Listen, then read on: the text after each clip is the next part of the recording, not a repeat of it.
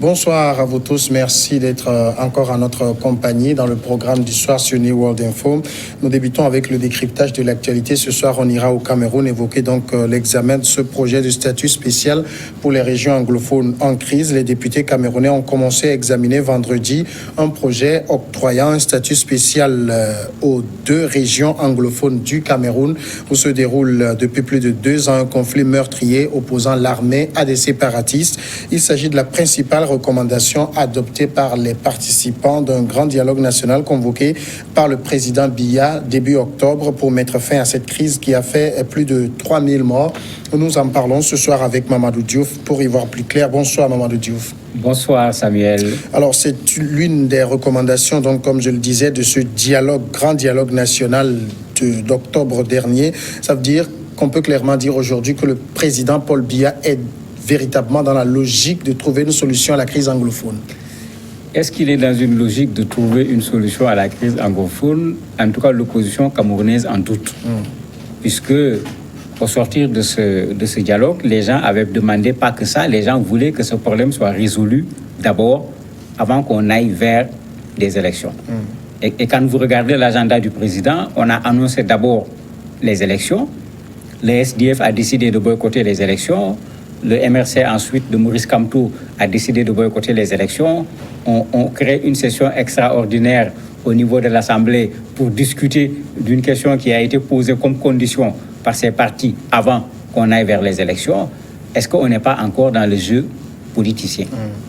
Plus que dans un véritable désir de résoudre un problème qui est un problème important pour le Cameroun et qui mérite d'être résolu. Ce problème date de 2 ans seulement. Autant le résoudre maintenant, au lieu de le laisser perdurer, au point qu'après, quand on va vouloir le résoudre, on ne saura plus par où il faut commencer, par où il faut terminer. Malheureusement, il y a cette pratique politique qui est là, qui est malsaine, parce que c'est comme ça qu'il faut l'appeler, qui fait que même quand on veut résoudre un problème, au lieu d'aller à l'essentiel pour résoudre le problème, il y a des calculs politiciens qui font que le plus souvent, la tentative n'aboutit jamais à la solution recherchée. Mais on se rappelle quand même qu'après le dialogue d'octobre, beaucoup de voix s'élevaient pour demander que des suites législatives soient données aux propositions du dialogue.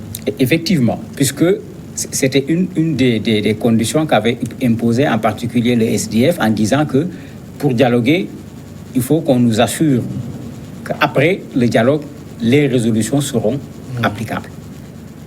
Et on est un peu dans cela parce qu'avant cette discussion au niveau du Parlement, il y a la question du bilinguisme qui avait été également discutée au niveau du Parlement, qui est un des problèmes, parce qu'on parle de Cameroun anglophone, on parle de Cameroun francophone, mais de façon générale, le pays fonctionne comme si c'était un pays francophone, ce qui fait que ceux qui sont anglophones se trouvent lésés quand ils veulent participer à un certain nombre d'activités du pays, parce que c'est l'anglais qu'ils parlent, pas le français. Ils sont un peu handicapés en quelque sorte, alors que pour ça, ils sont des Camerounais en bonne et due forme.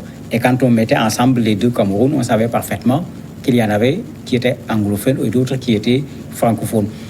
Donc ça, le SDF est le parti à la limite qui a le plus travaillé, parce qu'à la limite, c'est les propositions du SDF qui sont venues au niveau de ce grand débat national, comme l'appelle le président de la République, alors que le SDF fait ses propositions. En ce moment, la guerre qui date de 2 ans n'avait même pas encore eu lieu. Le SDF a toujours défendu le statut spécial. Le SDF a toujours défendu le fait qu'on fasse en sorte que les anglophones et les francophones soient sur le même pied d'égalité, parce que tous sont des Camerounais. Ils n'avaient pas été écoutés. Bon, espérons qu'aujourd'hui, en les écoutant, on pourra éteindre ce feu qui aurait pu ne pas s'allumer. Alors, le reproche que l'opposition camerounaise fait aujourd'hui au pouvoir, est-ce que c'est simplement un reproche de calendrier? C'est-à-dire, on aurait aimé que tout ceci soit fait avant qu'une date ne soit fixée pour les législatives. C'est pas seulement une question de calendrier, c'est une question également de respect d'un certain nombre de choses qui existent déjà. Il y a la décentralisation au Cameroun depuis 1996. Et la décentralisation à l'époque était une sorte de sortie de crise par rapport à la question anglophone, pour faire en sorte que la zone anglophone puisse avoir une certaine autonomie en termes d'organisation sur un certain nombre de domaines. Comme on le connaît avec la décentralisation, il y a des domaines qui sont confiés aux communes et autres, permettant à ces gens de se prendre en charge directement. Mais malheureusement, les textes sont là, mais rien n'a été fait. Et c'est ça qui fait qu'après, quand on rentre dans un dialogue, les gens se posent toujours la question, à quoi bon? Bon, cette fois-ci, il y a un pas qui est franchi avec le bilinguisme, il y a un pas qui est franchi avec la discussion sur le statut spécial, mais les questions ne sont pas véritablement réglées parce qu'ils disent qu'on va prendre en compte la spécificité des régions anglophones, mais le mot n'a pas été défini. On met quoi dans spécificité? Ils sont en train d'accepter de prendre en compte le système éducatif, puisque ces gens apprennent en anglais et quand vous allez apprendre en anglais, même d'un point de vue pédagogie, ce n'est pas comme ce qui se fait dans le système francophone. Ils sont en train de dire qu'ils vont accepter également leur système judiciaire, parce que quand on fait du droit dans le système anglophone, on ne le fait pas de la même façon qu'au niveau du système francophone. Il y a la question de la chefferie traditionnelle, puisqu'on est dans une zone où il y a eu une colonisation anglaise. Tout le monde sait que la colonisation anglaise est une colonisation indirecte. Les Anglais ne viennent pas remettre en cause le système traditionnel. Au contraire, ils ont tendance à respecter cette chefferie traditionnelle, à travailler avec la chefferie traditionnelle. Alors que quand on a remis le Cameroun ensemble, on s'est mis à vouloir nier cette chefferie traditionnelle dans cette partie anglophone, alors qu'ils détiennent encore un réel pouvoir, une certaine influence sur les populations. Donc il y a tous ces éléments que les gens demandent à mettre en place pour que ces anglophones se sentent camerounais, comme les autres Camerounais. Et c'est pourquoi le SDF et le MRC en particulier disent qu'il faut d'abord régler ce problème avant de demander à ceux-là de participer à un processus électoral. Alors, quand on aborde plus profondément la question du statut spécial, est-ce que ça ne revient pas à avoir deux Cameroun? Non, il ne s'agira pas de deux Cameroun, puisque il y a eu plusieurs expériences. Il y a eu l'expérience de la fédération qui n'a pas été respectée. Il y a la décentralisation de 96 qui n'a pas été respectée. Et c'est ça qui crée cette frustration au niveau des anglophones. Et maintenant, c'est cette cumulation de frustration qui a fait que les plus extrémistes parmi eux ont pris les armes en disant, bon, comme il n'y a rien à faire, on ne peut jamais se retrouver avec ce Cameroun francophone, qu'on crée, entre guillemets, le Cameroun anglophone que certains ont appelé Ambazonie. D'autres ont dit même carrément qu'on rattache cette partie au Nigeria. Mais c'est dû à ce cumul de frustration que même l'Église là-bas a dénoncé plusieurs fois, mais rien n'avait été fait jusqu'à présent. Et c'est pourquoi on a attendu la catastrophe. Vous avez dit qu'il y a eu 3000 morts. Maintenant, quand tu vas vouloir résoudre ce problème, ces 3000 morts vont hanter les propositions de solutions. S'il n'y avait pas eu les 3000 morts, il aurait été plus facile de trouver une solution parce qu'il n'y aurait pas ce sang, il n'y aurait pas cette haine, il n'y aurait pas cette rancœur qui est là aujourd'hui, malheureusement, et qui rend la résolution beaucoup plus difficile. Mais il ne s'agit pas de créer un Cameroun à part. Il est vrai qu'il envisage de mettre en place une assemblée, de mettre en place également un conseil exécutif pour leur permettre dans leur zone de pouvoir eux-mêmes prendre en charge un certain nombre de questions de proximité qui les concernent, mais il est prévu également un médiateur à l'échelle régionale et tout un ensemble d'éléments qui font que si cette réforme passe, il ne s'agit pas de créer un Cameroun anglophone et un Cameroun francophone, mais de créer un Cameroun où il y a des anglophones et des francophones. En même temps, est-ce qu'il n'y a pas une difficulté d'ordre beaucoup plus pratique dans la mesure où s'il faut, par exemple, créer un Cameroun, des Camerounais qui sont francophones et anglophones, mais qui sont Camerounais sur le même territoire. Vous avez par exemple l'administration, on sait que la plupart des cadres sont francophones. Est-ce que du côté anglophone, on va pouvoir trouver des cadres pour, en tout cas, continuer à maintenir ce système? Il y en a déjà, il y a des cadres du côté anglophone. La difficulté, c'est qu'on ne les utilise pas du côté francophone. Et du côté francophone également, quand on doit envoyer des cadres du côté anglophone, on envoie des cadres francophones. Ça fait partie de ce que les évêques avaient dénoncé en disant comment on peut envoyer au Cameroun anglophone un administrateur, quels que soient ses diplômes, qui n'est même pas capable de s'exprimer correctement en anglais.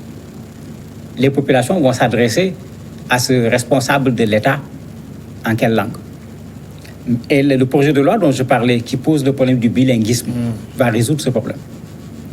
Parce qu'en ce moment, il ne s'agira plus de parler de Cameroun francophone ou de Cameroun anglophone, on aura un pays où il y a 2 langues officielles. Vous avez le cas en Mauritanie, le français et l'arabe. Vous l'avez également dans un certain nombre de pays où les 2 langues sont utilisées sans distinction de c'est une langue d'ici ou c'est une langue de là-bas. Si le Cameroun prenait cette option, ce problème va pouvoir être résolu.